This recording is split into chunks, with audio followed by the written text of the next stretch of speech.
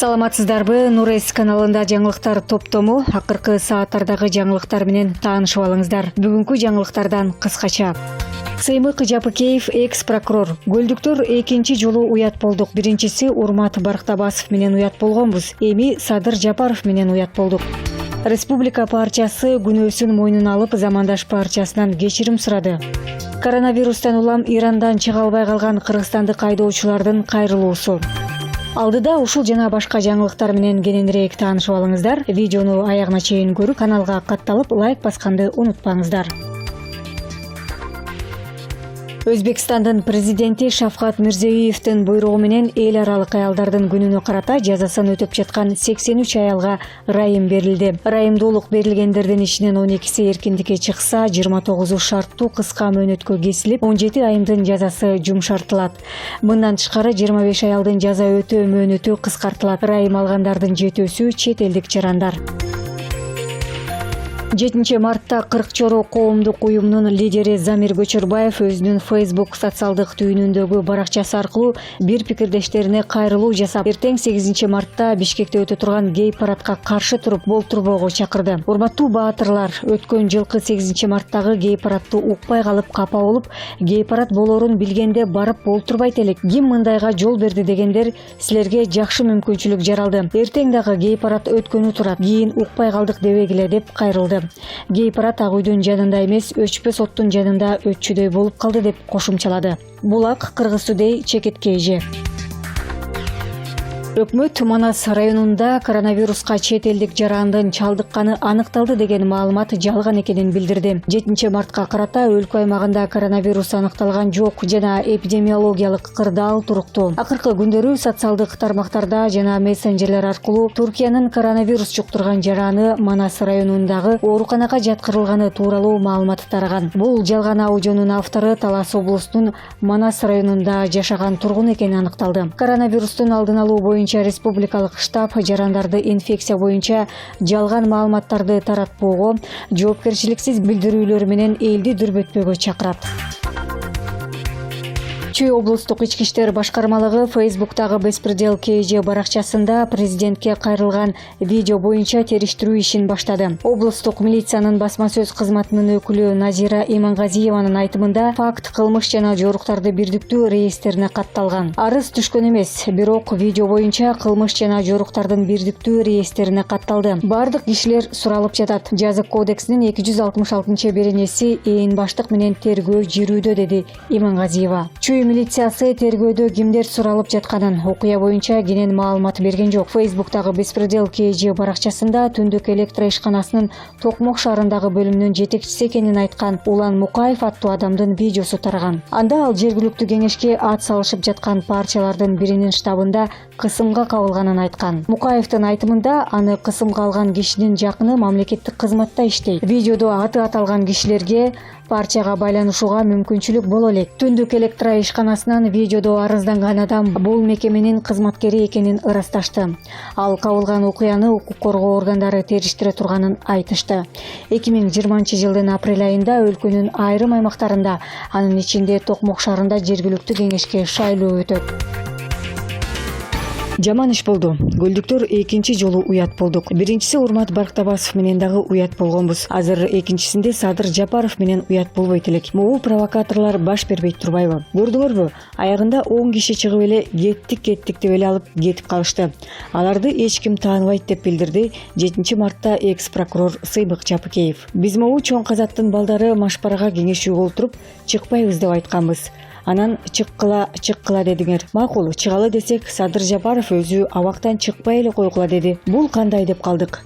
Канат Хасанов Садыр Жапаровдун агасы Садыр байкеден сураса, ал ооба, чын эле Садыр өзү жазды, өзүңөр билгиле деди. Көп балдар чыкпай калышты. Баш ийбегендер, көлдөн чыгып алгандар келебиз дешти. Мен деле силерге окшогон эле жаранмын, депутатыңар эмесмин. Тим эле мага мандат берип койгонсуп укмуш сөктүңөр го мени. Депутатыңарда эле сөктүңөр го мени. Садыр аба чыкпа десе чыкпай койдук. Туура кылыптырбыз. Эмне бизди дагы кармап салса Жапыкеевке боштондук деп эч кимиңер чыкпайсыңар. Каныбек Осмоналиевке убал болду. Ал бийликти басып алалы деп чыккан эмес. Сабыр Жапаров таркагыла деп жатты. Эч ким укпады. Кана, силер шайлап койгон депутат митингге чыктыбы? Мени коркок дейсиңер. Арменияда Пашинян чыкканда аны ээрчип 50 000 адам чыккан. Бирөөсү дагы провокация кылган эмес. А биз кыргыздар ушундай эл экенбиз. Өзүбүздү өзүбүз провокация кылып шорлотот экенбиз. Ошол митингге бүт карапайым чор таман адамдар барган. Алардын бийликти алалы деген ою жок болчу. Ошондуктан урматтуу президент, ген прокурор, ички иштер министрлиги, УКМК азыр жалпы кыргызга амнистия кылбайлыбы? Садырова аны чыгаралы. Акаев, Бакиев, Атамбаев баарын эле амнистия кылыңызчы, урматтуу президент. Ошондо жакшы болосуңар. Силердин жан жөкөрлөр жалпы амнистияны каалабай жатышат. Акаевди, Бакиевди кууп кетирдик. Атамбаевди түрмөгө олтургуздук. Отунбаеваны мен президент болгон деп эсептебеймин. Конституцияны 2010 жылы Ошто согуш болуп жатканда Бишкектен эле добуш бердик деп кабыл алып коюшкан. Эч ким референдумга барган эмес ошол күнү, деди Сыймык Жапыкеев. Рыскелди Чыныбекович, Фарит Ниязов, президент Сооронбай Жээнбеков Атамбаевдин мүнөзүн эске алып, анын сын пикирлерине чыдаш керек болчу дептир. Сиз буга кандай комментарий бересиз? Эмне демек элем, Жээнбеков кимдир бирөөнүн мүнөзүнө чыдоого эч кандай милдеттүү эмес. Ал Конституциянын гаранты, эл менен Кудайдын алдындагы мамлекет үчүн жооп бере турган адам. Сын пикирлерине чыдайм деп бирөөнүн ою менен башкарса, элге моралдык жактан күнөөлүү болуп калмак. Буга азыркы президент чыдабайт болчу деп жооп берди КСДПК фракциясынын депутаты Рыскелди Момбеков жергиликтүү басылмалардын бирине. Булак Назар Ньюс чекиткейже. 7 мартта Республика саясий партиясы Каракол шаардык кеңешине шайлоо алдында өзүнүн үгүт баннерлерине Замандаш саясий партиясынын негиздөөчүсү Раматылык Муктар Өмүракуновдун аялы Айжан Акылбекованын сүрөтүн чаптап алгандыгын мойнуна алып, кечирим сурады. Бул тууралуу билдирүү Республика партиясынын жаштар канатынын Facebook социалдык баракчасына жарыяланды. Бул ишибиздин туура эмес экендигин мойнубузга алабыз. Үгүт баннерлери бүгүн эле алып салынат жана экинчи мындай ишти кайталабайбыз деп билдирген Республика партиясынын штабы. Эсиңиздерге сала кетсек, бүгүн Замандаш партиясынын катчылыгы Республика партиясынын лидери Мирлан Жээнчороевго доомат кат жазып, аларды Замандаш партиясынын белгилүү мүчөсү Айжан Акылбекованын сүрөтүн үгүт баннерлерге чаптоо үчүн сүрөттүн ээсинен уруксат сурабай уурдап алышкандыгын белгилеп, алып салууну талап кылышкан. Айжан Акылбекова Замандаш партиясынын негиздөөчүсү Раматылык Муктар Өмүракуновдун жубайы болот.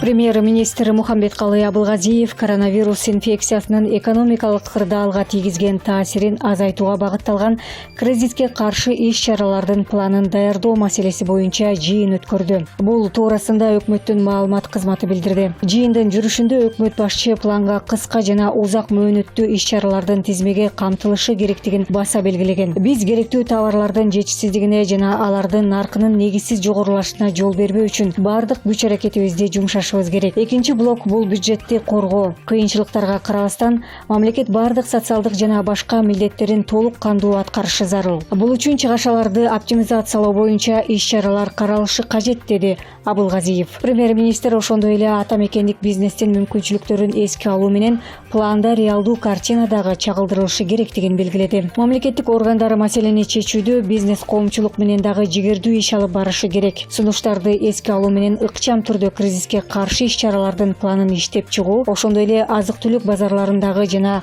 соода түйүндөрүндөгү баага мониторинг жүргүзүүнү күчөтүү тапшырмасын берем, деди Абылгазиев. Белгилей кетсек, буга чейин коронавирустун жайылышына байланыштуу тышкы таасирлердин кесепеттерин азайтуу жана экономикалык өнүгүүнү өбөлгөлөө боюнча республикалык штаб түзүлгөн. 6 мартта Россиянын Иваново шаарында эл менен жолугуп жаткан Россиянын президенти Владимир Путинге элдин арасынан 28 жаштагы Юлия Шилова мага үйлөнүңүзчү деп сунуш кылган. Бул тууралуу россиялык маалымат агенттиктеринин баары жазып чыкты. Ал сунуштан кийин Владимир Путин ал кыз менен шыбырашып калышкан видео тасма бүт дүйнөгө тарады. Кийин белгилүү болгондой Юлия Шилова мага президент рахмат, кызыктуу сунуш экен, атыңыз ким деп жооп берди. Мен ага рахмат, атым Юлия.